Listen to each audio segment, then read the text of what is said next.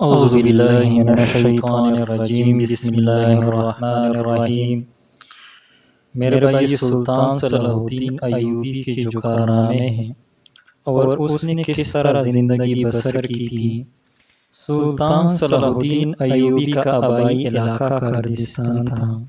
ان کے دادا شازی بن مروان کردستان کے شہر دوین سے بغداد آئے تھے۔ بغداد کا منتظم اعلیٰ مجاہد الدین بہروز شازی کا دوست تھا۔ اس نے شازی کو تقریت کا قلعہ دار مقرر کر دیا تھا۔ شازی کی وفات پر یہ قلعہ داری اس کے بڑے بیٹے نجم الدین ایوب کو ملی۔ 532 ہجری میں اسی نجم الدین ایوب کے ہاں صلاح الدین ایوبی نے جنم لیا، جس کا نام اس وقت یوسف رکھا گیا۔ صلاح الدین کی ولادت کے دن نجم الدین ایوب اور اس کے بھائی شیرکوہ کو سرکاری ملازمت سے برطرف کر دیا گیا تھا، اور یہ پورا خاندان تقریت سے کسی نامعلوم ٹھکانے کی طرف روانگی کی تیاری کر رہا تھا۔ نجم الدین نے اس حالت میں بچے کو اپنے لیے منحوس تصور کیا، جس کی آمد پر اسے اپنے گھر سے بے گھر ہونا پڑ رہا تھا، مگر اس کے کاتب نے اسے تسلی دیتے ہوئے کہا، آپ اس بچے کی ولادت کو نامبارک تصور کر رہے ہیں، مگر اس میں بچے کا کیا گناہ ہے۔ ہو سکتا ہے کہ یہ بچہ کل کو ایک بہت بڑا مشہور بادشاہ بن جائے۔ تقریت سے نکل کر نجم الدین ایوب عماد الدین زنگی کے ہاں موصل پہنچا تو وہاں اس کی بڑی قدر کی گئی، کیونکہ ایک بار نجم الدین ایوب نے عماد الدین زنگی کو تقریت کے قلعے میں پناہ دی اور اس کی بڑی خاطر و مدارت کی تھی۔ عماد الدین زنگی نے جب 533 ہجری میں بالابک کا فتح کیا تو نجم الدین ہی کو وہاں کا قلعہ دار مقرر کیا۔ عماد الدین کی وفات کے بعد نجم الدین ایوب کا بھائی شیرکوہ نور الدین زنگی کے دربار سے منسلک ہو گیا۔ نور الدین زنگی مردم شناس بھی تھا اور بہادروں کا قدردان بھی، اس لیے شیرکوہ بہت جلد ترقی کر کے سپہ سالار بن گیا۔ صلاح الدین نے بھی ایک مدت نور الدین زنگی کے دربار میں بسر کی تھی اور اس کی تربیت میں نور الدین زنگی کا بڑا حصہ تھا۔ نور الدین زنگی نے شیرکوہ کو مصر بھیجا تو صلاح الدین کو بھی مجبوراً ہمرکاب ہونا پڑا۔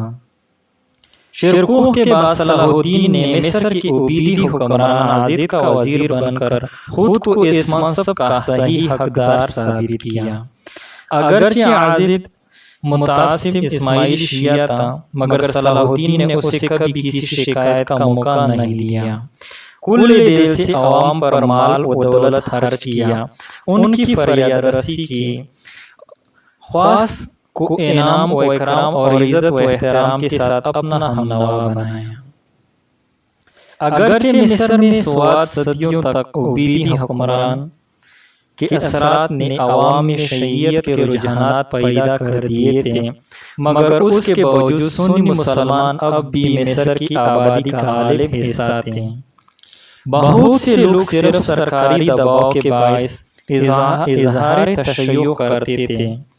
صلاح الدین نے نہایت سمجھداری کا مظاہرہ کرتے ہوئے کسی تفریق کے بغیر ہر طبقے اور نظریے کے لوگوں سے فراخ دلانہ سلوک کیا، جس سے سب کو نئے وزیر سلطنت کی وسعت ظرفی کا یقین ہو گیا اور عوام میں اس کی حمایت بڑھنے لگی۔